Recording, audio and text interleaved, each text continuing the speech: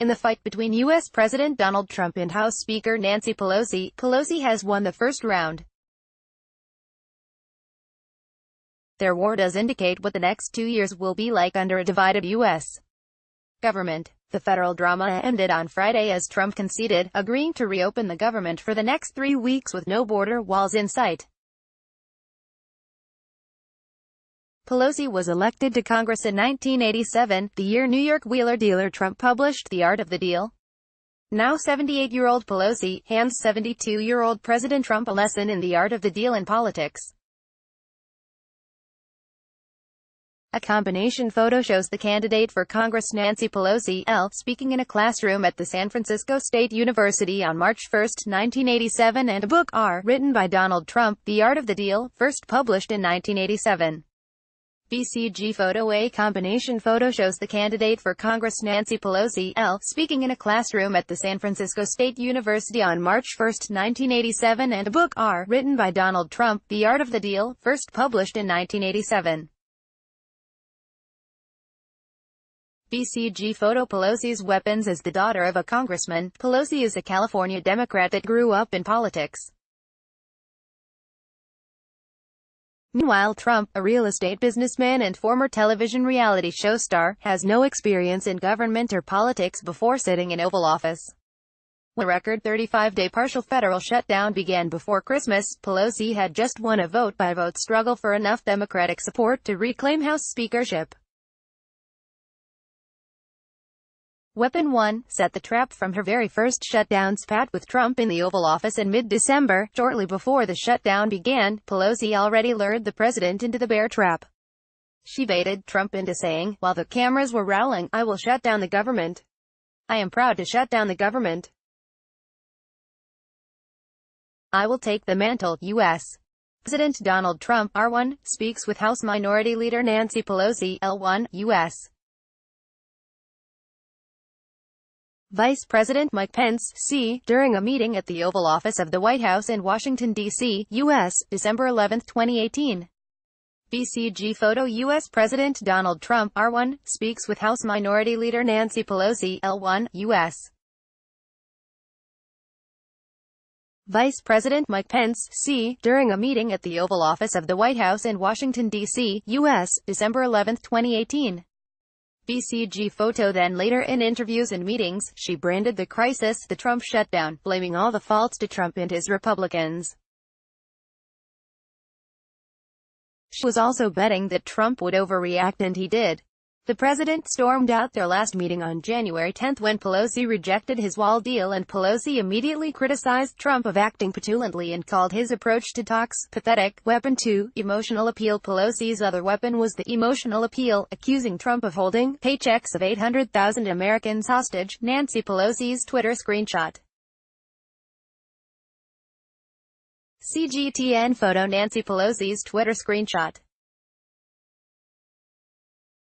CGTN photo. Speaking to reporters outside the White House after the January 10 meeting, Pelosi said, "Federal workers will not be receiving their paychecks, and what that means in their lives is tragic in terms of their credit rating, paying their mortgage, paying their rent, paying their children's tuition, and the rest." The speaker hinted the billionaire president seems to be insensitive to furloughed workers and suggested Trump thought federal workers could just ask their father for more money. Lots of people on Twitter loved Pelosi's sharp-fanged comment.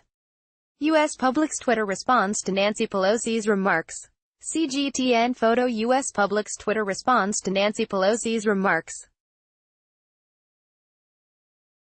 CGTN photo. While Trump in the meantime only complained on Twitter the meeting is a waste of time, and said bye-bye. Weapon 3, draw a hard line. Pelosi then plotted her next move, postponing President's January 29 State of the Union address, and showed hardline stance on border wall. The two haven't met face-to-face since the January 10 meeting, but becoming pen pals. Pelosi on January 16 sent a letter to White House urging the president to delay the national address, citing security issues. She noted those work for U.S. Secret Service weren't getting paid due to shutdown. This combination of pictures created on January 23, 2019, shows U.S. government letters exchanged between U.S. President Donald Trump, R., and U.S. Speaker of the House Nancy Pelosi, January 23, 2019. BCG photo. This combination of pictures created on January 23, 2019, shows U.S. government letters exchanged between U.S. President Donald Trump (R) and U.S. Speaker of the House Nancy Pelosi, January 23, 2019. BCG photo. The president dictated a letter back to Pelosi informing her he was canceling her overseas trip to Brussels and Afghanistan by denying the use of military aircraft to Pelosi and a delegation, asking her to stay to negotiate an end to the shutdown. Trump offered a compromise on January 19, proposing limited legal protections for dreamers who entered the U.S. illegally when young in exchange for $5.7 billion U.S. dollars in funding for his steel border wall. Pelosi shot down Trump's deal even before Trump announced it, simply arguing that the president needed to reopen the government before negotiations could begin. 4 days later, Trump made another concession to Pelosi, announcing the delay of scheduled State of the Union delivery via Twitter. U.S. President Donald Trump's Twitter screenshot. CGTN photo. U.S. President Donald Trump's Twitter screenshot. CGTN photo. Now looking back at their first official talk, the outcome of the first-round war appears to have been completed.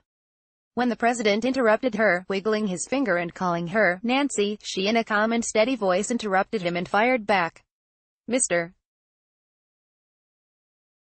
President," she said, "please don't characterize the strength that I bring to this meeting as the leader of the House Democrats, who just won a big victory, a divided government now that the government is open again." Pelosi on Monday sent an invitation to Trump, inviting him to deliver the annual address on February 5, in noting that the two agreed to the date earlier. It looks like they finally reached some consensus. Ahead of the 2020 election, for Trump, his primary task is to fulfill his dozens of 2016 campaign promises while Pelosi is teaming with the Democrats to have more political influence going ahead. When asked whether the shutdown had been a test between herself and Trump, Pelosi said, "I don't see this as any power play. No matter the two leaders with little shared backgrounds and completely opposite ideologies who will control the political agenda in the next 2 years, they still have to find incentives to function in Washington smoothly together." A combination photo of U.S. White House L on August 27, 2018 and U.S. Capitol R, December 22, 2018. VCG photo. A combination photo of U.S. White House L on August 27, 2018 and U.S. Capitol R, December 22, 2018. BCG photo. But what cannot be denied is that the contest between Washington's two power centers, the White House and the Congress, has already begun. Read more. 5 to watch. Era of divided government begins in U.S. Video by Lu Lian, Zhang Xinming.